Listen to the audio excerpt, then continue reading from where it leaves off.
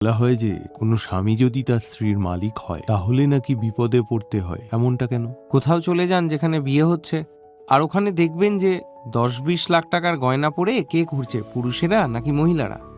আর তথ্যের কথা ধরলে, যেটা আমাদের সত্যের সাথে মেনে নিতে হবে, অটুট সত্যি কথা, ওটা হলো যে ওখানে অধিকাংশ মহিলারা 10 লাখ টাকার গয়নার মধ্যে 1 টাকাও নিজের কামিয়ে আনা টাকা নয়।